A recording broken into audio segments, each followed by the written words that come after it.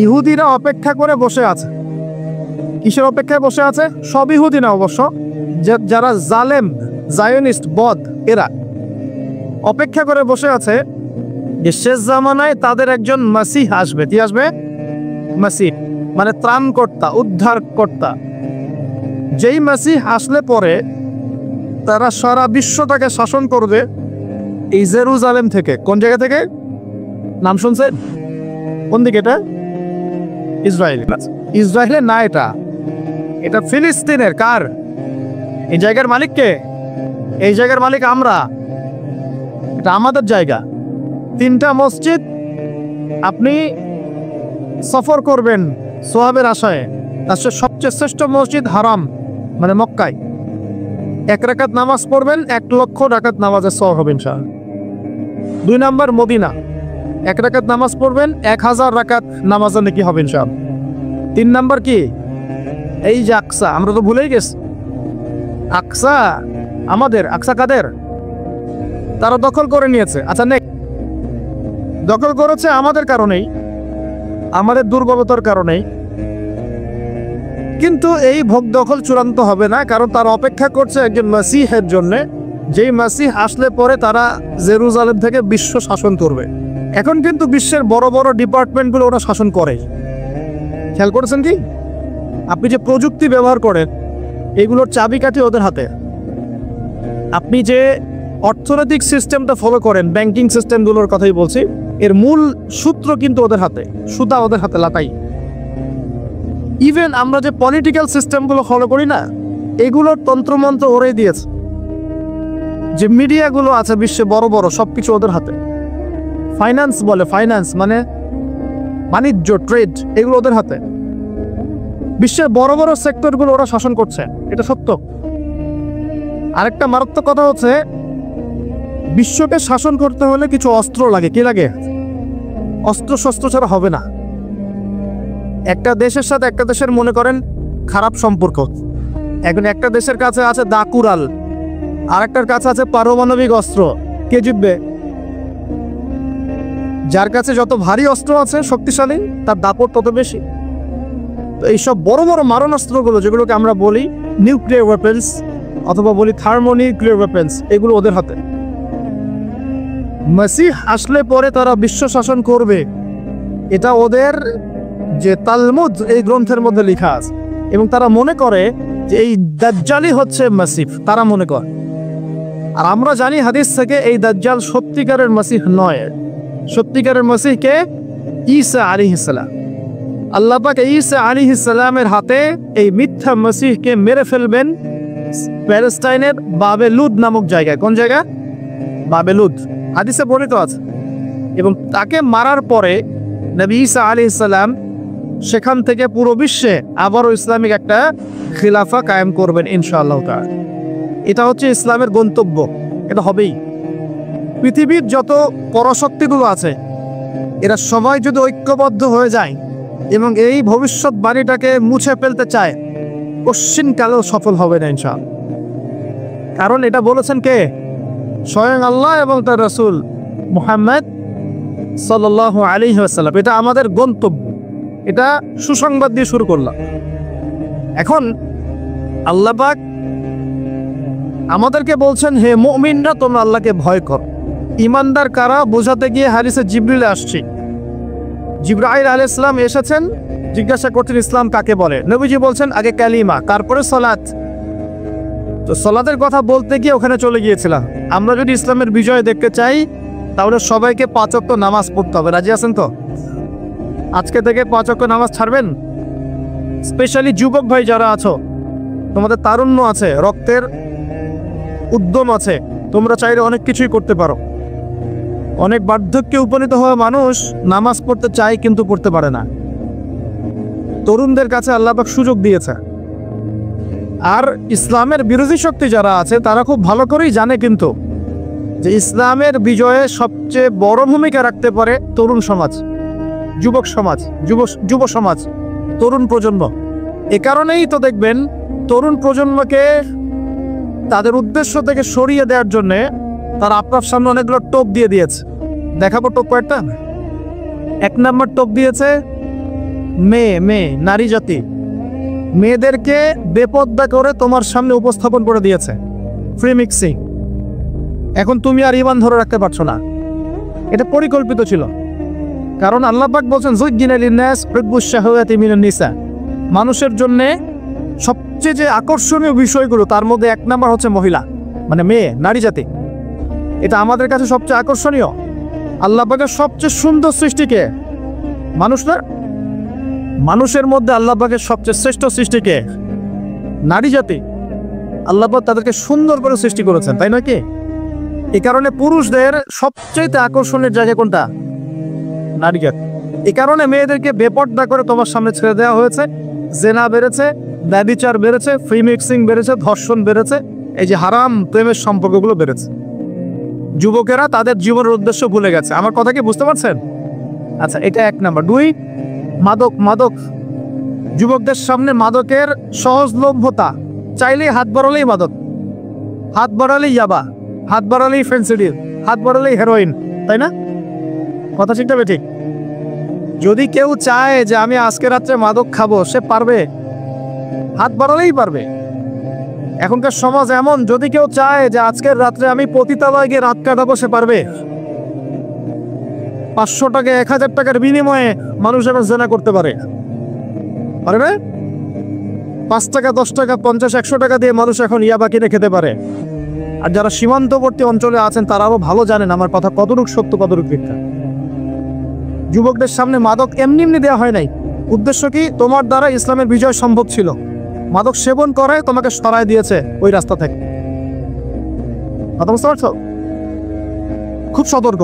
3 number, জুয়া। জুয়া তোমার সামনে জুয়া দিয়ে দিয়েছে। জুয়া, ফুটবল বিশ্বকাপ হইলে জুয়া, IPL হইলে জুয়া, BPL হইলে জুয়া, ফুটবল ফিফা হইলে জুয়া। জুয়া খেলে না মানুষ। আর যে যুব সমাজ তাদের জীবনের উদ্দেশ্য জানে না, তাদের পক্ষেই সম্ভব এইসব মেসি, আর্জেন্টিনা, ব্রাজিল এইসব নিয়ে ব্যস্ত থাকা। যারা নিজেদের জীবনের উদ্দেশ্য জানে তাদের জন্য কোশ্চিনকালেও এখানে সময় নষ্ট করা সম্ভব না। দুনিয়ার জীবনটা কি খেলতামাশা? দুনিয়ার জীবনটা কি খেলতামাশার জন্য? আল্লাহ পাক যে হায়াতটা দিয়েছেন, ধরেন 50, 60 বা 100 বছর, এই হায়াতটা কে দিয়েছেন? এই সময়টার মালিক কে? তাহলে আল্লাহ যদি সময়ের মালিক হয়, আমি কেন সময় 1 ঘন্টা অপচয় করবো ওখানে বসে বসে? এই সময়টাকে আমার নাকি? সময়টা আমার বাপের নাকি? সময়টা কার? আল্লাহ। আল্লাহর দেওয়ার সময় আমি টিভি সেটের সামনে বসে বসে 1.5 ঘন্টা নষ্ট করে ফেললাম। খেললো 2টা দল, তালিবা আছে আমি, মাশাআল্লাহ। কালকে দেখলাম কক্সবাজার থেকে আসার সময় রাস্তা ব্লক, পুরা একটা দল জিতেছে, পুরো রাস্তা ব্লক, হাঁটা যাচ্ছে না, মিছিল, পাগলের মতো মানুষ মোটরসাইকেলে ছুটছে, গাড়ি নিয়ে ছুটছে, সিগারেট খাচ্ছে, আরো যে কি খাচ্ছে, মেয়ে নিয়ে ঘুরছে, আর একটা পতাকা নিয়ে ঘুরছে। যে দেশের পতাকা নিয়ে ঘুরছে ওই দেশ জানেও না মনে হয় যে এই দেশে এই আমার সাপোর্টার আছে। হ্যাঁ, আর খেয়াল করে দেখবেন এই আয়োজনগুলো এখন করানো হচ্ছে মুসলিম দেশগুলোকে দিয়ে। মানে মুসলমানদের অবস্থা দেখলে এখন মনে হচ্ছে সুবহানাল্লাহ, যে হারাম একটা কাজকে জায়েজ করার যে কত তরিকা বের হয়েছে এখন। একটা মুসলিম কান্ট্রি জিতেছে, মানে ভাবখানা এমন যে এই জেতার ফলে আমরা ইসলামী খেলাফত কায়েম করে ফেলেছি। একেবারে ভাবখানা এমন যে কুফফারদের সাথে মনে হয় যুদ্ধ জিহাদ করে বিশ্বের বুকে ইসলাম কায়েম করে ফেলেছে। ভাবখানা এমন। এই স্টেডিয়ামগুলো করতে কত কোটি বিলিয়ন বিলিয়ন ডলার খরচ করতে হয়েছে, কত শ্রমিক যে এই স্টেডিয়ামগুলো বানাতে মারা গেছে তোমরা জানোই না। কি হচ্ছে এখানে? পশ্চিমারা আসছে, এনজয় করছে, খেলাধুলা হচ্ছে। বিষয়টা কি জানেন? আমাদেরকে এই খেলাধুলার অহেতুক কাজে ব্যস্ত করে দিয়ে ওরা ওদের এজেন্ডা বাস্তবায়ন করছে। দেখবেন যখন যখন রমজান মাস আসে তখন তখন দেখবেন মুসলিম কান্ট্রির উপর নির্যাতন বাড়ে। যখন যখন বড় বড় ইভেন্ট হয়, ওয়ার্ল্ড কাপ, এটা সেটা, দেখবেন ভিতরে ভিতরে মুসলিম কান্ট্রির উপর নির্যাতন বাড়তে থাকে। মানুষ একদিকে তাকায় থাকে, আর একদিকে উদ্দেশ্য সাধন করতে থাকে। বুঝাচ্ছি বিষয়। আপনার 5টা বাচ্চা আছে মনে করেন, খুব জ্বালায়, কান্নাকাটি করে, হইচই করে। আপনি মোবাইল ফোনটা বের করে দিয়ে বলেছেন, বাবা বস, তোরা 5 জন মিলে একটা কার্টুন দেখ, আমি একটু কাজটা করি। দিয়ে দিলেন, ও কার্টুন দেখছে চুপচাপ, কেউ কোনো ডিস্টার্ব নেই আর। বুঝতে পারছেন? আর এই যে বাচ্চাগুলো কার্টুন দেখছে না, এগুলো হচ্ছে আমরা এখন। আর ওই যে কাজ করছে বাপ, এটা হচ্ছে ওরা, পশ্চিমারা। আমার কথা কি বুঝতে পারেন? আচ্ছা, আমি সহজ করার চেষ্টা করছি। প্রিয় যুবক ভাইরা, মেয়ে তো উন্মুক্ত করে দিয়েছেই, মাদক তো দিয়েছেই, জুয়া দিয়েছে, অহেতুক এসব খেলতামাশা দিয়েছে তোমার সামনে, তোমার সময় কেড়ে নেওয়ার জন্য, তোমার হায়াত কেড়ে নেওয়ার জন্য। তোমার মূল্যবান হায়াত, যে হায়াতটাকে তুমি আল্লাহর পথে দাওয়াতের কাজে ব্যয় করবা, দিন চর্চার কাজে ব্যয় করবা, আল্লাহর ইবাদতের কাজে ব্যয় করবা, আমর বিল মারুফ নাহি আনিল মুনকারের কাজ করবা, এই সময়টা ওরা কেড়ে নিয়েছে তোমার কাছে। বুঝতে পারছো না তো? আবার নেশা দিয়ে তোমার ভিতরটা নষ্ট করে ফেলেছে, জেনা দিয়ে তোমার অন্তরের নূর নষ্ট করে দিয়েছে, ফ্রি মিক্সিং দিয়ে জেনা এবং তোমার যে পবিত্রতা, চারিত্রিক পবিত্রতা নষ্ট করে দিয়েছে। আরো দিয়েছে পর্নোগ্রাফি। বেশিরভাগ যুব সমাজ এখন বাসায় গিয়ে রাতের বেলা পর্ন দেখে। দেখা যায় সারাদিন ভালো কাজ করে, বাসায় গিয়ে রাতের বেলা পর্ন দেখে। পর্নোগ্রাফি দেখে না বা দেখে নাই কখনো, এমন একটা ছেলে খুঁজে পাওয়া যাবে না। আর যখন আপনি এগুলোতে অভ্যস্ত হয়ে যাবেন, তখন শরীর খারাপ হয়ে যাবে, মন ভালো থাকবে না, আপনি একাকী গোপন পাপ করবেন, শরীর দুর্বল হয়ে পড়বে। একটা মেয়ের দিকে আপনি সম্মানের চোখে তাকাতে পারবেন না, মনে হবে মেয়ে মানেই মনে হয় ভোগের বস্তু। পর্নে আসক্ত যারা, তারা কোনো কাজে শান্তি পায় না, অস্থির। এমনকি তারা যদি বিয়ে শাদীও করে, তবু বৈবাহিক জীবনে সুখী হতে পারে না। কেন জানেন? নিজের শক্তি ক্ষমতাগুলো আগেই নষ্ট করে ফেলেছে। এবং অনেকগুলো মেয়ে যখন আপনি দেখবেন নগ্ন, তখন আপনার স্ত্রীকে আপনার কাছে সুন্দর মনে হবে না, মনে হবে এই মেয়ের চেয়ে মনে হয় ওই মেয়েটা সুন্দর, এর চেয়ে মনে হয় ওইটা সুন্দর। আর মেয়ের প্রতি সম্মান তো থাকবেই না, মেয়েকে মনে হবে একটা ভোগের বস্তু। যত বেশি পর্নোগ্রাফি বেড়েছে, তত ধর্ষণ বেড়েছে। দেখেছেন? পর্ন যত বেড়েছে, ধর্ষণ তত বেড়েছে। এমনকি ছোট ছোট বাচ্চারা পর্যন্ত রেহাই পাচ্ছে না। দেখেন না, ছোট ছোট বাচ্চা, 5 বছর 10 বছরের বাচ্চারা, মেয়ে বাচ্চাদের কথা বলছি, এদেরকেও ধর্ষণ করা হচ্ছে। যাদের ঘরে কন্যা সন্তান আছে, তারা খুবই এখন বিপর্যয়ের মধ্যে আছেন আপনারা, আমরা। কারণ সমাজটা তো নষ্ট হয়ে যাচ্ছে। আপনার মেয়েকে কতদিন ধরে রাখবেন? বাইরে তো পাঠাতেই হবে। বাইরে পাঠাতে দেখবেন মেয়ের সম্মান নাই, পর্দা নাই, মেয়েকে জোর করে ধর্ষণ করা হচ্ছে। বাসে, ট্রেনে, অটোতে, অমুকে তমুকে, ট্রাকে মেয়েকে ধর্ষণ করা হচ্ছে। আর প্রত্যেক ধর্ষকের তো আর ইসলামিকভাবে বিচার হচ্ছে না, হচ্ছে? যদি একটা এলাকায় ধর্ষণ হতো আর ধর্ষককে জনসমক্ষে ডেকে ফাঁসি দেওয়া হতো না, তাহলে দেখতেন যে ওই এলাকায় ধর্ষণ বাড়তো না, কমে যেত। যদি একটা এলাকার চোরদেরকে জনসমক্ষে নিয়ে এসে হাত কেটে ফেলা হতো, তাহলে বুঝতেন চুরি কাকে বল। ভয়ে চুরি করতে পারতো না মানুষ। আর ভাগ্য ভালো যে এই নিয়মগুলো এখন নাই। কেন ভাগ্য ভালো বললাম? ভাগ্য ভালো কেন বললাম? কারণ এই নিয়ম যদি এই মুহূর্তে চালু করা হয়, এই মুহূর্তে যে এখন এই সেকেন্ডের মধ্যে চালু করা হয়, তাহলে অনেক বড় বড় রাঘব বোয়াল যারা আছে, ওদের হাত থাকবে না। বুঝতে পারছেন না? কেউ চুরি করে সিসকা চোর বলি আমরা, না কি বলেন আপনার? সিচকা চোর বলেন। কেউ আছে চুরি করে, পুকুর চুরি করে। সিসকা চোরকে ধরতে পারলে রাস্তাঘাটে কি মাইটটা দেওয়া হয়, তাই না? মনে হয় যে নিজের শক্তি খাটানোর একটাই জায়গা, চোর পিটান। মসজিদে যদি মসজিদে যদি একটা চোর ধরা পড়ে, কি মাইটটা মারে, খুঁটির সাথে বেঁধে একদম জুতা স্যান্ডেল দিয়ে। আর সামনে যে পুকুর চুরি করে বসে আছে, কিছুই করতে পারতেছে। কি কথা মিথ্যা করা আছে? যদি একটা মুসলিম রাষ্ট্রের মধ্যে দুর্নীতি না থাকতো না, মুসলিম রাষ্ট্র বিশ্বকে নেতৃত্ব দিত ইনশাআল্লাহ। যদি কোনো মুসলিম রাষ্ট্রের মধ্যে দুর্নীতিটা না থাকতো না, তাহলে দেখতেন ওই রাষ্ট্র অবশ্যই বিশ্বকে নেতৃত্ব দিতেন সব। এমন অনেক অমুসলিম রাষ্ট্র আছে যেগুলো অমুসলিম হওয়া সত্ত্বেও ওদের মধ্যে কোনো দুর্নীতি নাই, জানেন? আল্লাহ পাক আমাদের সবাইকে পরিপূর্ণ মুসলমান হওয়ার তৌফিক দান করুন। দেখেন, আল্লাহ পাক বলেছেন, উদখুলু ফিস সিলমি কাফা, তোমরা পরিপূর্ণরূপে ইসলামে প্রবেশ করো। এখন আমি যদি নামাজও পড়ি, আবার ঘুষও খাই, এদিকে রোজাও রাখি, আবার সুদও খাই, আবার এদিকে আমি হজমরাও করি, অন্যের সম্পদ আত্মসাৎ করি, মাপে কমও দেই, মজুদদারি করি ইত্যাদি, আমি কি পরিপূর্ণ মুসলিম? আমি কি উদখুলু ফিস সিলমি কাফার উপর আমল করতে পেরেছি? আর আল্লাহ পাক এখানে বলছেন ওয়ালা তামুতুন্না ইল্লা ওয়া আনতুম মুসলিমুন, পরিপূর্ণ মুসলমান না হয়ে তোমরা মৃত্যুবরণই করিও না। করলে সমস্যা, পরিপূর্ণ মুসলমান না হয়ে মারা গেলেই সমস্যা। কি সমস্যা? ওই যে আল্লাহ পাক বলবেন মান রব্বুক, বলবে লা আদরি, আমি তো জানি না, কারণ পরিপূর্ণ মুসলমান হয়নি তো, আল্লাহর সাথে শিরক করেছে। আল্লাহ পাক বলবেন মা দীনুক, বলবে লা আদরি, আমি জানি না। মা দীনুক উত্তর কেমন করে দিতে পারবে? ইসলামের কিছু অংশ মানে, কিছু অংশ মানে না। ইসলামের কিছু অংশ মানে, নামাজ, রোজা, হজ, যাকাত, তাসবিহ, তাহলিল সবই মানে, কিন্তু সুদ ছাড়তে হবে, ঘুষ ছাড়তে হবে, জেনা করা যাবে না, মদ খাওয়া যাবে না, দুর্নীতি করা যাবে না, মানে না। তাহলে মা দীনুক কি উত্তর দিবে? মান নবিয়ুক, কে নবী? উত্তর কিভাবে সম্ভব? নবীর সুন্নতি তো নাই গায়ের উপরে, চেহারায় নাই, কাপড়ে নাই, চলাফেরায় নাই, ওঠা বসায় নাই, ইবাদতে থাকলেও অর্থনীতির মধ্যে নাই, অর্থনীতির মধ্যে থাকলেও সংস্কৃতির মধ্যে নাই, সংস্কৃতিতে থাকলেও সমাজে নাই। নবীর সুন্নত কি খালি ঘরে তসবিহ টেপার মধ্যেই? মানে আমরা খালি সুবহানাল্লাহ সুবহানাল্লাহ পড়বো এটাই সুন্নত, দাড়ি ছেড়ে দিব এটাই খালি সুন্নত, টাকটার উপরে কাপড় পরবো এটাই কি খালি সুন্নত?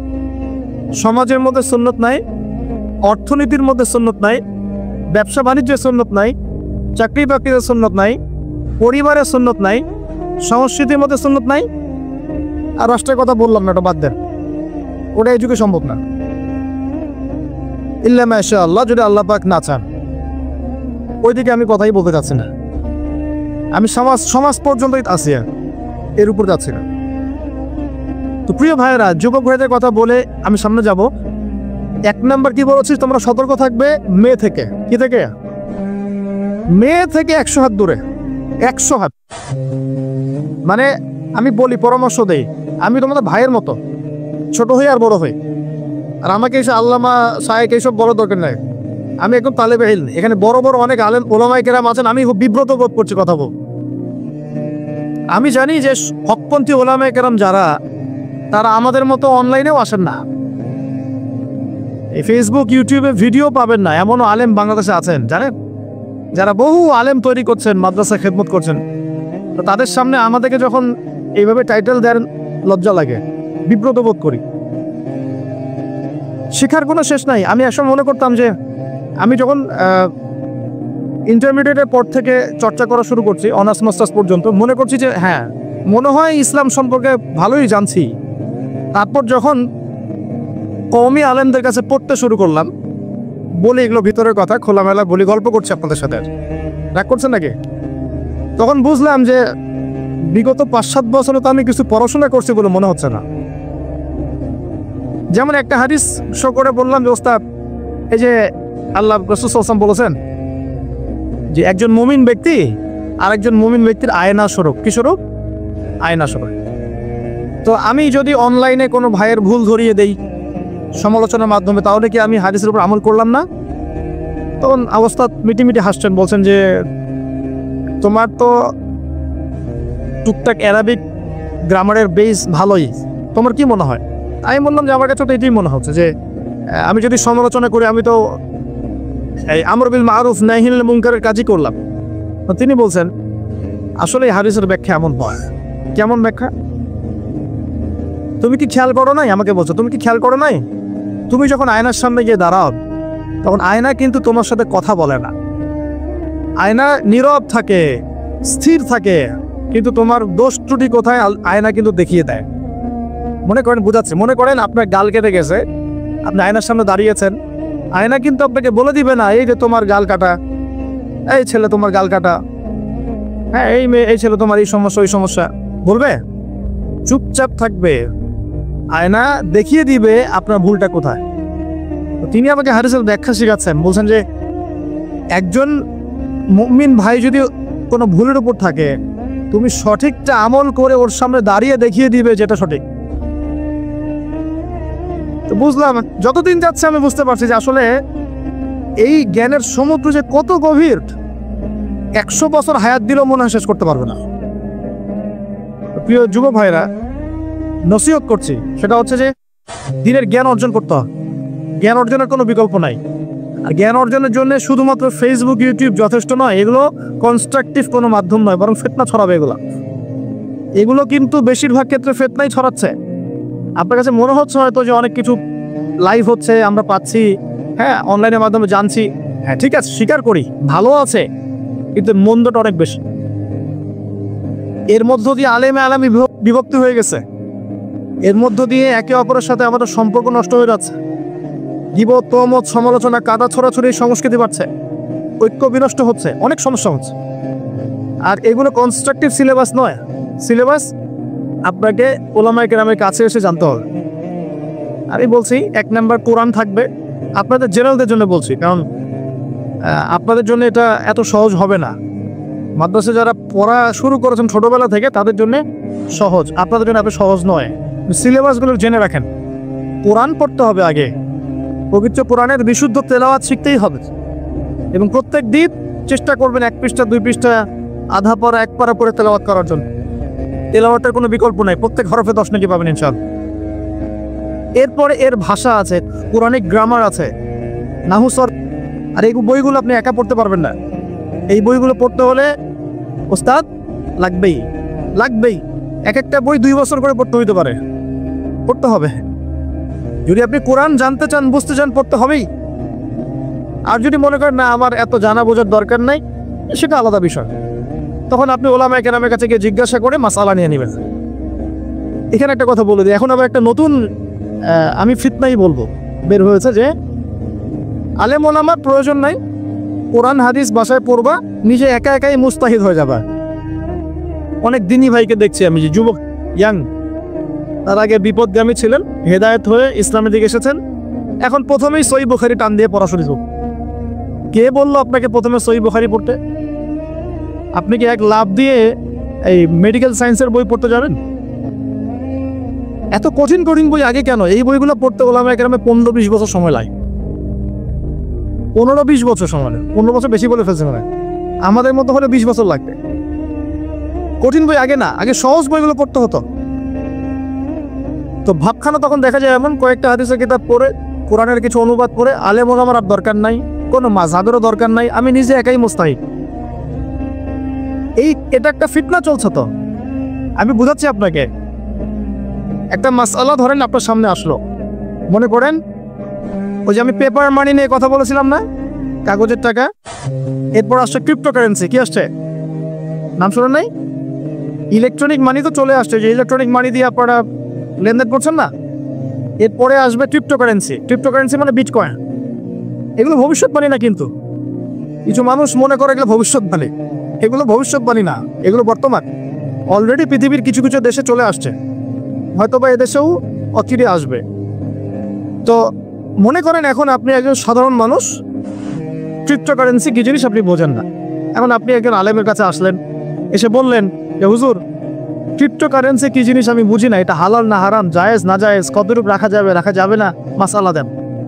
এখন আমি যদি আপনাকে বলি, এই যে ভাই নেন কোরআন, এই যে তাফসীর ইবনে কাসির নেন, জালালাইন নেন, মারিফুল কোরআন নেন, এই যে বুখারী, মুসলিম, তিরমিজি, আবু দাউদ, নাসাই, সবগুলো নেন, বাসায় গিয়ে পড়াশোনা করে মাসআলা বের করেন, পারবেন? সম্ভব? সম্ভব কি? কে পারবে? যিনি মুস্তাহিদ। আর একটা সমাজের মধ্যে মুস্তাহিদ মানুষের সংখ্যা কতজন থাকে? অল্প কিছু। বেশিরভাগ মানুষই তো অন্ধ অনুকরণ তাকলিদ করতে হবে। তাই তখন এই যে আপনি আমার কাছ থেকে মাসআলাটা জানলেন, এই মাসআলা জেনে নেওয়াটা কি আপনার জন্য উচিত না অনুচিত? আপনার এই মাসআলা জেনে নেওয়াটা কি উচিত না অনুচিত? এই মাসআলা আমার কাছে বা আলেমের কাছে না জানলে কিভাবে শিখবেন আপনি? শেখার জন্য আপনাকে আসতে হবে না? এটাই মাযহাব, এটাই মাযহাব। এখানে বিভ্রান্তির কোনো সুযোগ নাই যে আমি এগুলো মানি না, আমি খালি বইপত্র একা একা পড়বো, আলেম হয়ে যাবে, সম্ভব না। যখন আমরা কলেজে পড়তাম অনেক সময় মনে হতো যে হয়তো বা সম্ভব, যখন পড়া শুরু করেছি তখন দেখছি যে না, এই সমুদ্রে ডুব দেওয়া কেবল শুরু, এর তলানি খুঁজে বের করতে 100 বছর লাগবে মনে হয়, আল্লাহ ভালো জানেন। আল্লাহু আকবার। দিনের জ্ঞান অত বেশি। আলী রাদিয়াল্লাহু আনহু একটা কথা বলে দেই, বেশ সামনে যাচ্ছি। আলী রাদিয়াল্লাহু আনহু শেষ বয়সে বলছেন, তাকে প্রশ্ন করা হচ্ছে যে আপনার কি কোনো দুঃখ আছে জীবনে? আলী রাদিয়াল্লাহু আনহু বলছেন যে আমি শুরু থেকে নবী সাল্লাল্লাহু আলাইহি ওয়াসাল্লামের পাশে ছিলাম, আমার দুঃখ নাই, তবে একটা মনের কষ্ট। কি? আমি যে জ্ঞানগুলো শিখেছি নবীর কাছ থেকে সাল্লাল্লাহু আলাইহি ওয়াসাল্লাম, সেই জ্ঞান বিতরণ করার জন্য কোনো পাত্র খুঁজে পেলাম না। কি গভীর কথা! যে জ্ঞান শিখেছি এটা বিতরণ করার পাত্রই খুঁজে পেলাম না। তাহলে পাত্র, আমরা তো পাত্র, জ্ঞান বিতরণ করবেন ওলামায়ে কেরাম। পাত্র আমরা যদি পরিষ্কার না হয় জ্ঞান কিভাবে পাবেন? সম্ভব? সম্ভব না। আরেকটা বিষয় বলে দেই, যখন আপনি জ্ঞানের চর্চায় মাঠে নামবেন, আল্লাহ পাক আপনার সম্মানার্থে ফেরেশতার পাখা আপনার পায়ের নিচে বিছিয়ে দিবেন ইনশাআল্লাহ। আর যখন আপনি জ্ঞান চর্চা করে আলেম হবেন ইনশাআল্লাহ তাআলা, আপনার জন্যে আসমান জমিনের সমস্ত মাখলুক, এমনকি সমুদ্রের নিচের মাছ, গর্তের ভিতরের পিপিলিকা, সবাই আল্লাহর কাছে আপনার জন্য ইস্তেগফার করবে ইনশাআল্লাহ। একটা হাদিসে নবীজি বলেছেন যে আকাশের চাঁদটাকে তোমরা যেমন দেখো উজ্জ্বল অন্য নক্ষত্রগুলোর তুলনায়, ঠিক তেমনি সাধারণ মানুষের উপরে একজন আলেমের মর্যাদা এমন। তো প্রিয় ভাইয়েরা, যুবক ভাইদেরকে বলছে, স্পেশালি আজকের লেকচারটা স্পেশালি তোমাদের জন্যে, এই ফাঁদগুলো থেকে বেঁচে থাকবে এবং এলেম অর্জন করবে। এলেম অর্জনের কোনো বিকল্প নাই, এবং এলেম অর্জনের জন্য সিলেবাস লাগবে। আর অনেক বইপত্র একা একা পড়তে পারবে না, আলেম ওলামাদের সংস্পর্শ লাগবেই, অন্যথায় পারবেন। এর পাশাপাশি আপনি সিরাতের বই পড়বেন, ইতিহাস পড়বেন, ইসলামিক অর্থনীতি পড়বেন, হ্যাঁ, ভূরাজনৈতিক প্রেক্ষাপটের বইগুলো পড়বেন, এগুলো ঠিক আছে। এবং জেনারেল লাইনে যেখানে পড়াশোনা করছেন এই পড়াশোনাও কন্টিনিউ করবেন, এবং আপনার প্রতিভা দিয়ে আপনার জায়গা থেকেই ইসলামের খেদমত করবেন ইনশাআল্লাহ। তা পারা যাবে না? আল্লাহ তৌফিক দান করুন। যুবক ভাইদের সামনে এই ফাঁদ। কেন ফাঁদ? কারণ যুবক ভাইরা যদি জীবনের উদ্দেশ্য জেনে ফেলে এবং ইসলাম প্রতিষ্ঠার কাজে আত্মনিয়োগ করে, তাহলে কুফার শক্তি পালানোর জায়গা খুঁজে পাবে না ইনশাআল্লাহ। প্রিয় ভাইরা, আল্লাহ রাব্বুল আলামিন বলছেন মুমিনদেরকে, হে মুমিনরা, তোমরা আল্লাহকে ভয় করো। দেখুন, 6টা পিলারে বিশ্বাস না করা পর্যন্ত কেউ মুমিন হয় না। কয়টা পিলার? 1 নম্বর হচ্ছে আল্লাহর প্রতি বিশ্বাস। 1 নম্বর আল্লাহর প্রতি বিশ্বাস। 2 ফেরেশতা মণ্ডলীর প্রতি বিশ্বাস। 3 আসমানে কিতাব সমূহে বিশ্বাস। 4 নবী রাসূলগণের প্রতি বিশ্বাস। 5 পরকালের প্রতি বিশ্বাস। এবং 6 তাকদীরের ভালো মন্দের প্রতি বিশ্বাস। এই 6টা পিলারকে মনে বিশ্বাস করতে হয়, মুখে স্বীকৃতি দেওয়া লাগে, এবং কাজেও বাস্তবায়ন করতে হয়। তারপর আপনি মুমিন হবেন ইনশাআল্লাহ। আল্লাহ পাক বলছেন আমাদেরকে, এই মুমিনদেরকে, তোমরা আল্লাহকে ভয় করো, ভয় করার মতো ভয় করো। এটার ব্যাখ্যা কি? ভয় করা মানে কি? শুধু নেক আমল করা মানেই আল্লাহকে ভয় করা নয়। আল্লাহ পাকের যত নিষেধ আছে এই নিষেধগুলো ছেড়ে দেওয়ার নাম হলো আল্লাহকে ভয় করা। যদি আমি নামাজ পড়ি, প্রমাণিত হবে না যে আমি আল্লাহকে ভয় করি। আর হারাম ছেড়ে নামাজ পড়েন, হালাল খেয়ে নামাজ পড়েন, প্রমাণ হবে আপনি আল্লাহকে ভয় করেন। নামাজ পড়াটা একটু সহজ কাজ, কিন্তু এই হারাম রিজিক ছেড়ে দেওয়া এত সহজ কাজ নয়। রোজা রাখা সহজ কাজ তুলনামূলক, কিন্তু সুদ ঘুষ ছেড়ে দেওয়া এত সহজ কাজ নয়। তাসবিহ তাহলিল করা সহজ কাজ, কোরআন তেলাওয়াত করা সহজ কাজ তুলনামূলক, কিন্তু ওই বোনের সম্পত্তি তাকে ফিরিয়ে দেওয়া এত সহজ নয়। অন্য মুসলিম ভাইয়ের মান সম্মান রক্ষা করা তো সহজ নয়। পরিবারে পর্দা এবং নামাজ কায়েম করা তো সহজ নয়। এবং এই সুদ ঘুষ দুর্নীতি অন্যের সম্পদ আত্মসাৎ থেকে বের হয়ে আসা এত সহজ নয়।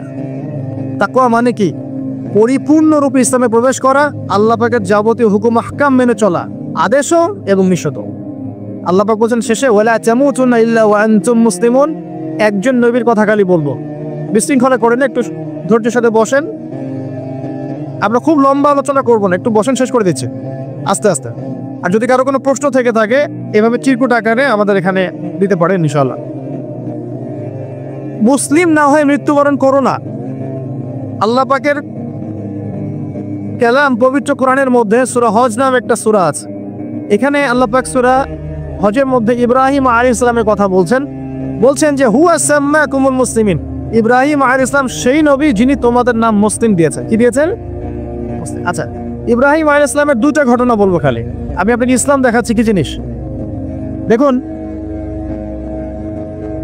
তার স্ত্রীকে আল্লাহ পাক বলছেন রেখে আসো, হাজেরা আলাইহিস সালামকে রেখে আসো মক্কার কাবা ঘরের কাছে, যেখানে কোনো মানুষ নাই, কোনো খাবার পানি কিচ্ছু নাই, সাথে ছোট সন্তান ইসমাইল। দেখেন, রেখে আসার সময় কিন্তু ইব্রাহিম আলাইহিস সালাম আল্লাহকে বলেন নাই যে আল্লাহ আমি আমার স্ত্রী সন্তানকে ওখানে কেন রেখে আসবো, এর পিছনে যুক্তি কি, এর পিছনে বিজ্ঞান কি, এর পিছনে দর্শন কি জিজ্ঞেস করেছিলেন? আল্লাহ পাক বলেছেন সামি'না আতা'না। সন্তান বড় হয়েছে, আল্লাহ পাক বলছেন তাকে জবাই করতে হবে। তিনি সন্তানকে গিয়ে বলছেন ইয়া বুনাইয়া ইন্নী আরা ফিল মানামি আন্নী আসবাহুক, আমি স্বপ্ন দেখছি তোমাকে জবাই করছি, ফানজুর মাযা তারা, তোমার কি রায় আমাকে বলো। সন্তান বলছে ইয়া আবাতি, আমার আব্বা, ইফআল মা তু'মার, আপনাকে যে আদেশ করা হয়েছে সে আদেশ আপনি পালন করেন। সাতাজিদুনি ইনশাআল্লাহু মিনাস সাবিরিন, ইনশাআল্লাহ আপনি আমাকে ধৈর্যশীল পাবেন। কে বলছে এটা? ইসমাইল। ইসমাইলের মধ্যে কি এখনকার তরুণদের জন্য আদর্শ নাই? যে বয়সে ইসমাইল আলাইহিস সালাম বলছেন আব্বা আমাকে জবাই করে দেন, কোনো সমস্যা নাই, ইনশাআল্লাহ আপনি আমাকে ধৈর্যশীল পাবেন, ওই বয়সের আমাদের তরুণ প্রজন্ম টিকটক প্রজন্ম, ওই বয়সে আমাদের তরুণ প্রজন্ম এই কিশোর গ্যাংয়ে যোগ দিয়েছে, জেনা করেছে, মাদক খাচ্ছে, জুয়া খেলছে, এই যে জার্সি গায়ে দিয়ে ঘুরে বেড়াচ্ছে। দেখেন এই ওয়াজে আসার সময় দেখলাম যে কিছু ছেলে দাঁড়িয়ে আছে ওখানে, কি হচ্ছে ওখানে দাঁড়ায়, বক্তা এখন আসে নাই, সিগারেটের প্যাকেট থেকে সিগারেট বের করে টান দিচ্ছে ওখানে। বক্তা তো এখন আসেন, টান দিয়ে যায়, তারপর বসিয়া। মাদক বলতে কি বোঝো তোমরা? খালি গাঁজা, ইয়াবা, ফেন্সিডিলি মাদক? সিগারেটটা মাদক না? এই জর্দা খাই, এটা কি মাদক না? এগুলো মাদকের মধ্যে পড়ে, এগুলো ফ্যাশন হয়ে গেছে এখন। আল্লাহ পাক তোমাদেরকে এগুলো থেকে হেফাজত করুন। আমি দেখেন ইসমাইল বলছেন হে আমার আব্বা আমাকে আপনি জবাই করে দেন, যদি আল্লাহ আদেশ করে থাকেন, আমাকে ধৈর্যশীল পাবেন ইনশাআল্লাহ। মা বোনদের জন্য বলছে এখানে একটা কথা, দেখুন প্রিয় মা বোন ভালো করে শুনুন, দেখুন ইসমাইল আলাইহিস সালামকে কিন্তু তার বাবা বড় করেন নাই। ইসমাইল আলাইহিস সালাম বড় হয়েছেন মক্কায় তার মায়ের কাছে, হাজরা আলাইহিস সালামের কাছে। আর ইব্রাহিম আলাইহিস সালাম থাকতেন সিরিয়ায়, শামে, তার আরেক স্ত্রী সারা আলাইহিস সালামের সাথে তিনি যাওয়া আসা করতেন। আর তখনকার যাওয়া আসা এত সহজ ছিল না, তখন কোনো মোটর যান ছিল না। তো দেখুন যেমন মা তেমন সন্তান। কেমন মা? হাজরা আলাইহিস সালামকে বলা হচ্ছে যে তোমাকে এখানে রেখে যেতে আল্লাহ আদেশ করেছেন। তো হাজরা আলাইহিস সালাম বলছেন এখানে তো কোনো পানিও নাই, কোনো খাবারও নাই, আপনি এখানে আমাদেরকে একা ফেলে যাচ্ছেন। ইব্রাহিম আলাইহিস সালাম বলছেন আল্লাহর আদেশ, কিছু করার নাই। এখন হাজরা আলাইহিস সালাম বলছেন আচ্ছা যদি আল্লাহ আদেশ করে থাকেন তাহলে ইনশাআল্লাহ আল্লাহ আমাদের হেফাজত করবেন, আল্লাহর প্রতি আমি পূর্ণ তাওয়াক্কুল করলাম। কে বলছেন? হাজরা।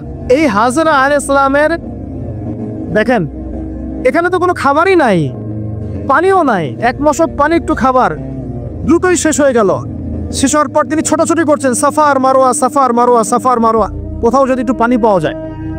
কি তাওয়াক্কুল আল্লাহর প্রতি, ছোটাছুটি করছেন, বাচ্চা ইসমাইল কান্নাকাটি করছে। মায়ের এই ছোটাছুটি আল্লাহর কাছে এত পছন্দ হয়েছে, যতদিন হজ থাকবে এই হাজরা আলাইহিস সালামের স্মৃতির সাথে জড়িত এই সাই থাকবে। এবং এই ঘটনা আল্লাহর কাছে এত পছন্দ হয়ে গেল যে আল্লাহ পাক জিবরাইল আলাইহিস সালামকে পাঠিয়ে জামজাম কূপের পানি বের করে দিলেন, যেই কূপের পানি জীবনে কখনো শেষ হয় না, পানি খেলে খিদাও লাগে না। চিন্তা করে দেখেন, গ্যালন গ্যালন পানি যাচ্ছে, গ্যালনের পর গ্যালন জমজম থেকে প্রত্যেক দিন। এমনকি মদিনায় গেলেও আপনি জমজমের পানি পাবেন, মসজিদে কুবায় গেলেও জমজমের পানি পাবেন। আর পৃথিবীর বিভিন্ন জায়গায় তো আমরা নিয়ে আসছি, শেষ হয়েছে? পানির স্তর 1 ইঞ্চি পর্যন্ত নিচে নেমেছে। দেখেন আল্লাহর প্রতি যখন মানুষ পূর্ণ তাওয়াক্কুল করে তখন আল্লাহর মারিফত নেমে আসে। যখন মানুষ আল্লাহর প্রতি পূর্ণ তাওয়াক্কুল করে ফেলবে তখন আল্লাহ পাক আধ্যাত্মিকত্ব দিয়ে দিবেন। এটা কি বিজ্ঞান দিয়ে ব্যাখ্যা করা যায়? একজন ফেরেশতা আসলো, পাখা দিয়ে আঘাত করলো, মাটি থেকে ঝর্ণা বের হওয়া শুরু হলো, এখনকার বিজ্ঞান বিশ্বাস করবে? কোনো যুক্তি দর্শন বিশ্বাস করবে না।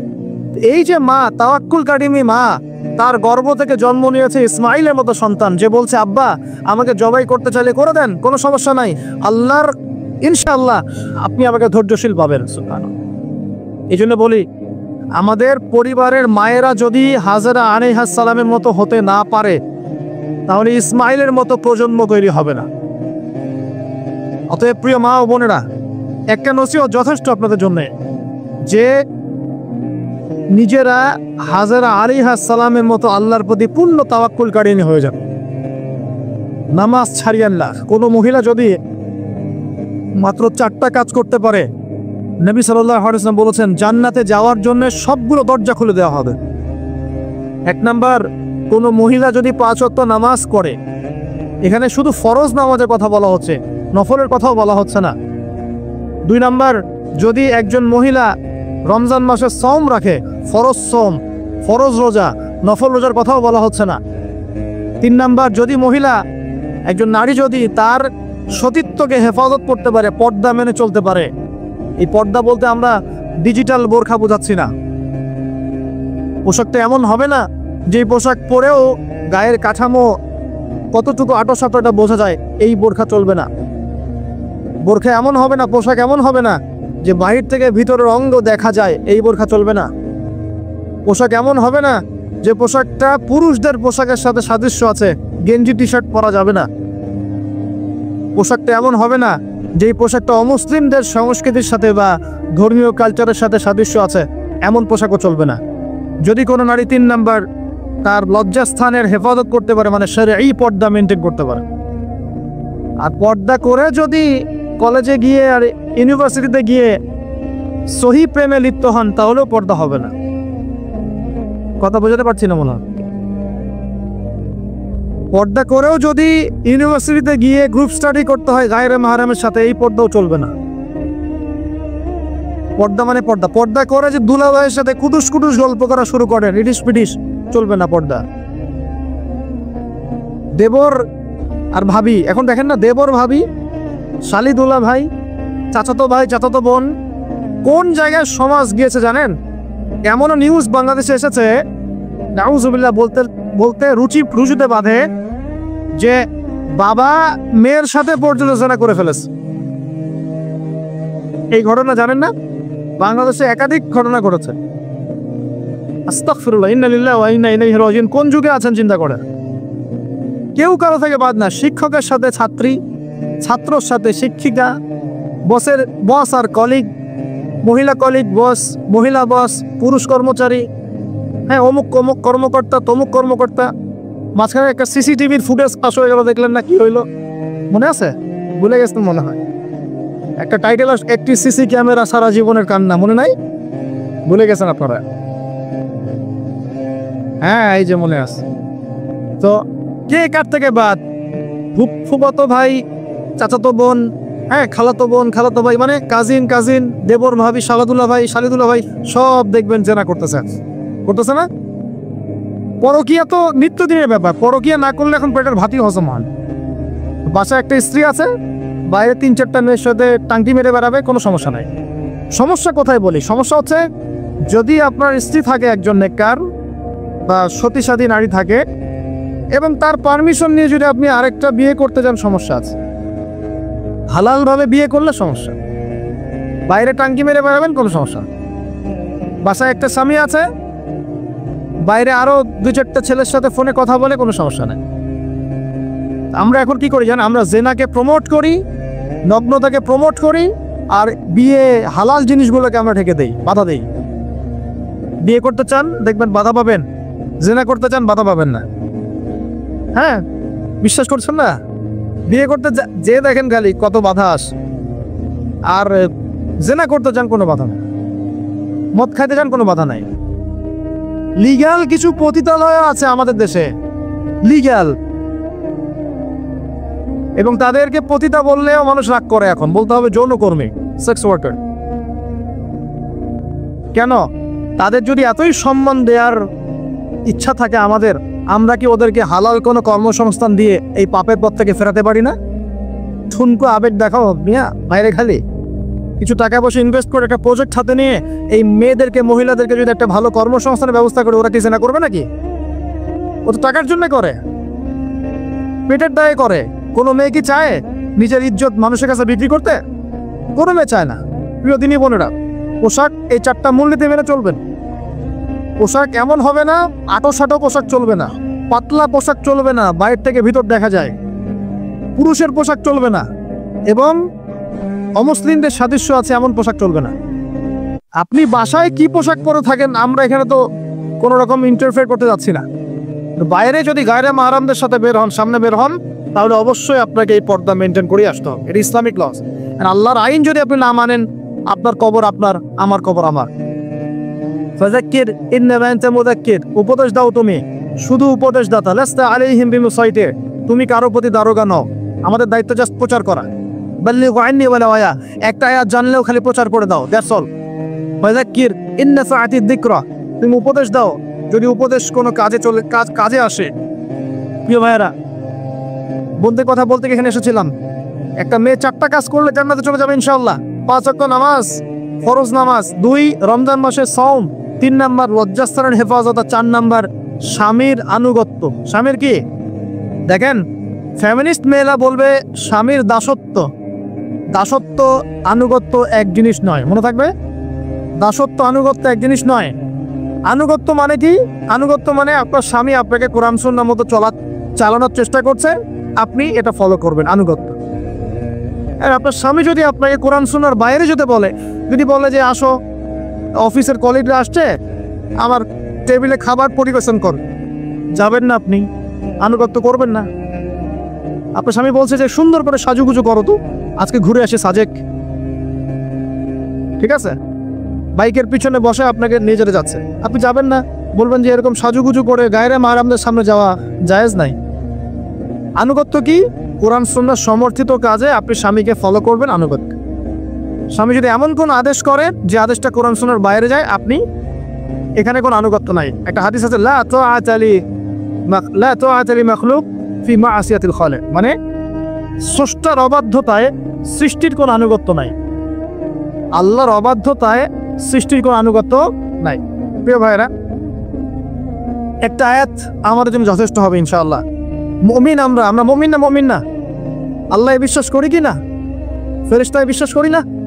নবী রাসূল আসমানি কিতাবে, পরকাল, তাকদীরে বিশ্বাস করি তো? আমরা সবাই ইসলামের বিজয় চাই কি না? আমরা সবাই পরিপূর্ণ মুসলমান হতে চাই কি না? আমরা চাই কি না যে আমাদের সাথে সাথে আমাদের পরিবারটাও জান্নাতে যাক? আমরা চাই কি না যে আমাদের সমাজটাও ইসলামের আলো আলোকিত হোক? চাই কি না? যদি চাই, প্রিয় ভাইয়েরা, আমার 10টা নসিহত। কয়টা? 10টা। জাস্ট 10টা লাইন বলবো, আর আপনাদের ধৈর্য নষ্ট করছে না। 1, জ্ঞান অর্জনের যে কথা বলেছি, জ্ঞান শুধু অর্জন নয়, জ্ঞানের বিপ্লব ঘটাতে হবে। পারবেন ইনশাআল্লাহ? যে যেখানে পড়াশোনা করছেন করেন, কিন্তু ইসলামিক পড়াশোনা বাদ দিয়ে নয়। দিনের জ্ঞান আগে অর্জন করতে হবে, বাল্য বয়সে অর্জন করতে হবে। আল্লাহ তৌফিক দান করুন। 2 নাম্বার, প্রত্যেক দিন কোরআনকে সময় দিবেন। কি করবেন? প্রত্যেক দিন কোরআনকে সময় দিবেন। প্রত্যেক দিন মিনিমাম 1 ঘন্টা করে হলেও কোরআন তেলাওয়াত করার চেষ্টা করেন। পারবেন ইনশাআল্লাহ? 2, 3 নাম্বার, আপনার জীবনটাকে রাসূলুল্লাহ সাল্লাল্লাহু আলাইহি ওয়াসাল্লামের সুন্নাত দিয়ে সাজাতে হবে। প্রত্যেকটা কাজ করার আগে 3 বার চিন্তা করবেন। কয়বার? 3 বার, যে এই কাজটা কিভাবে করলে সুন্নত হবে, কিভাবে করলে সুন্নত হবে না। এই রাত্রে ঘুমাবেন, 3 বার চিন্তা করবেন যে কি কি কাজ করে ঘুমালে পরে ঘুমটা সুন্নত হবে, নেকি হবে। ওযু করবেন, সূরা ফালাক নাস ইখলাস পড়বেন, আয়াতুল কুরসি পড়বেন, সূরা বাকারার শেষে 2টা আয়াত পড়বেন, 33 বার সুবহানাল্লাহ, 33 বার আলহামদুলিল্লাহ, 34 বার আল্লাহু আকবার পড়বেন। ডান দিকে কাত হবেন, আল্লাহুম্মা বিইসমিকা আমুতু আহইয়া, ব্যাস। যদি 6 ঘন্টা ঘুমিয়ে থাকেন, 6 ঘন্টার প্রত্যেক সেকেন্ডে নেকি পাবেন ইনশাআল্লাহ। এর নাম সুন্নত। প্রতিটা কাজ সুন্নত মাফিক করতে হবে। একটা খালি কথা বলে দেই, শুধু একবার দরুদ পড়ে নাই, নবীর নাম শুনে দরুদ পড়ে নাই ইচ্ছাকৃতভাবে, তাকে নবীজি বলছেন সে ধ্বংস হোক। নবী বলছেন আমিন, মানে বদদোয়া হচ্ছে এটা। তাহলে সারা জীবন যে আমরা দাঁড়িয়ে রাখছি না, টাকনোর নিচে কাপড় পরছি, হ্যাঁ, যে গোফ লম্বা করে একদম শুশুকের মতো রেখে দিয়েছি, কাটছি না, লেবাস ইসলাম না আসছে না, নামাজ পড়ছি না সুন্নাহ মোতাবেক জীবন করছি না, আমাদের কি হবে? আমরা কি নবী সাল্লাল্লাহু আলাইহি ওয়াসাল্লামের সুপারিশ পাবো? কবরে তাকে দেখালে উত্তর দিতে পারবো ইনশাআল্লাহ। কখন? যখন আমরা পুরো জীবনটাকে নবীর সুন্নাহ মতো ঢেলে সাজাবো ইনশাআল্লাহ। সূরা আল ইমরানের মধ্যে আছে, কুল ইন কুনতুম তুহিব্বুনাল্লাহ ফাত্তাবিউনি। আল্লাহর বলেছেন, হে নবী বলে দিন, তোমরা যদি আমার ভালোবাসা চাও, আল্লাহকে পেতে চাও, তাহলে নবীকে অনুসরণ করো, আমাকে অনুসরণ করো। আল্লাহ পাক কি করবেন? ইউহিব্বুকুমুল্লাহ, আল্লাহ পাক তোমাদেরকে ভালোবাসবেন। ইয়াগফির লাকুম যুনুবাকুম, আল্লাহ পাক তোমাদের সমস্ত গুনাহ মাফ করে দেবেন ইনশাআল্লাহ। আল্লাহু গফুর রহিম। 3 নাম্বার বলেছি, ভাই নবীর সুন্নাহ মতো জীবন করেন। 4, একটা হালাল রিজিক অন্বেষণ করেন, হারামে যাবেন না। ওয়াদা করেন যে না খেয়ে মরে গেলেও হারাম রিজিকে যাবেন না। পারবেন তো ইনশাল্লাহ? আল্লাহ পাক তৌফিক দান করুন। 5 নাম্বার, পরিবারের আদর্শ হবে জান্নাতি আদর্শ। পরিবারের মধ্যে অনইসলামিক কোনো কালচার ঢুকতে দিবেন না। টিভিটা আছে না পরিবারে, আসার মেরে আছে ভেঙে দিবেন একেবারে। যদিও বা টিভির চেয়ে ডেঞ্জারাস জিনিস এখন আমাদের হাতেই থাকে। টিভি তো তাও মানুষ সবাই একসাথে বসে দেখতো, যে যার মতো দেখতে পারতো না। একটা নাটক সিনেমা দেখতো সবাই মিলে দেখতে হতো। এখন তো ফোন, সবার ঘরে ঘরে একটা পৃথিবী, সবাই ঘরে ঘরে যে যার মতো দেখছে আর কি। টিভি ভেঙে আর কি করব, বাদ দেন, থাক টিভি ভেঙে। আচ্ছা, আর পরিবারে পর্দা থাকতে হবে। ছোটবেলা থেকে সন্তানদেরকে কোরআনের শিক্ষা দেওয়া লাগবে, তালিম থাকতে হবে পরিবারে। পরিবারে হালাল রিজিক থাকতে হবে। একটা কথা বলি, পরিবারে মেয়েদের প্রতি, স্পেশালি মেয়েদের প্রতি নরম থাকবেন, কঠিন হবেন। কারণ আমার অভিজ্ঞতা থেকে বলছি ভাই, নারী জাতির প্রতি কঠিন হয়ে কোনো ফায়দা নাই। যত কঠিন হবেন তত সমস্যা। আর এই ব্যাপারে আপনার চেয়ে আমার অভিজ্ঞতা 1 ধাপ বেশি, মাত্র 1 ধাপ। আচ্ছা, 5টা। 6 নাম্বার হচ্ছে ইসলামিক কিছু ফাউন্ডেশন বা অ্যাসোসিয়েশন গড়ে তোলার চেষ্টা করেন। এদের কাজ হবে ইসলামের সৌন্দর্যগুলো দিয়ে সমাজ সেবা করা। পারা যাবে না? ওই যে হিলফুল ফুজার নবী সাল্লাল্লাহু তৈরি করেছিলেন না? আচ্ছা, এটা শুধু ফাউন্ডেশন হতে হবে জরুরি না, এটা প্রতিষ্ঠানও হতে পারে, একটা মসজিদের উদ্যোগে হতে পারে, মাদ্রাসার উদ্যোগে হতে পারে, বা সামাজিক সংগঠনও হতে পারে, যার উদ্দেশ্য হচ্ছে ভালো কাজ করা। এই যে শীতকাল আসছে, এই শীতকালে আমরা ইনশাআল্লাহ তাআলা পুরো দেশব্যাপী, এই শীতকালে ইনশাআল্লাহ আমরা চেষ্টা করব পুরো দেশব্যাপী শীতার্ত মানুষের মধ্যে বিনামূল্যে কম্বল বিতরণ করার জন্য। পারা যাবে না ইনশাআল্লাহ? ইনশাআল্লাহ।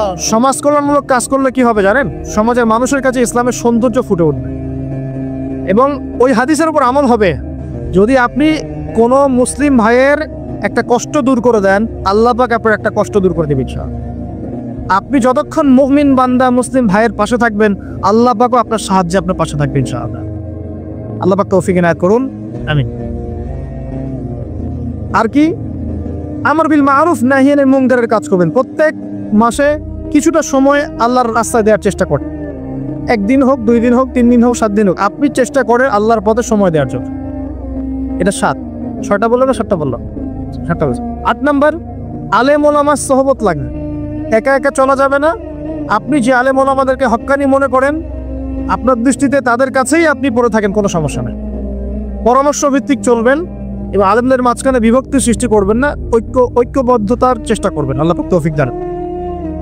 আর দুটো হচ্ছে, আপনার পরবর্তী প্রজন্ম, বাচ্চা কাচ্চা যারা আছে, তাদেরকে এখন থেকেই পরিপূর্ণ মুসলমানের মতো গড়ে তুলবে। আইডল দিবেন। তোমাদের আইডল হচ্ছে ওমর রাদিয়াল্লাহু আনহু, তোমাদের আইডল খালিদ বিন ওয়ালিদ, তোমাদের আইডল আলী রাদিয়াল্লাহু আনহু, তোমাদের আইডল আবু বকর সিদ্দিক, তোমাদের আইডল হচ্ছে তারিক বিন জিয়াদ, মোহাম্মদ বিন কাসিম। এই যে আপনাদের এই এলাকায়, চিটাগাং এলাকায় কত আলেম ওলামা ওলিয়া উলিয়ার পদচারণা ঘটেছে জানেন? ইতিহাস পড়ে দেখবেন, আপনি ইতিহাস পড়তে পড়তে শেষ করতে পারবেন না। সেই মুঘলদের আগে পর্তুগিজরা, তার আগে আরো মানুষ এসেছে, আরো বণিকরা এসেছে, সুফি দরবেশরা এসেছেন, পীর সাহেবরা এসেছিলেন, বড় বড় আল্লাহর ওলিরা এসেছেন, আসেন নাই? অনেক যুদ্ধ বিগ্রহ জিহাদ হয়েছে এখানে। এমনি এমনিতে ইসলাম পায়নি এলাকার মানুষ। ইসলাম এখানে প্রচার করা হয়েছে, প্রতিষ্ঠা করা হয়েছিল। ইবনে বতুতা এখানে এসেছিলেন। হিস্ট্রি পড়ে দেখেন। তো আমাদের পরবর্তী জেনারেশনকে শেখাতে হবে আমাদের শেকড় কোনটা, আমাদের শেকড় ওদেরকে চেনাতে হবে। পারবো না ইনশাল্লাহ? আর সবশেষ কথা হচ্ছে ভাই, যে আমাদের মা বোনদেরকে খাস পর্দা রাখার চেষ্টা করেন, কোনোভাবেই যেন তাদের ইজ্জত আবরু কেউ সম্ভ্রম নষ্ট করতে না পারে। আল্লাহ পাক আমাদের সবাইকে এই আদর্শগুলো মেনে চলার তৌফিক ইনায়াত করুন, আমিন।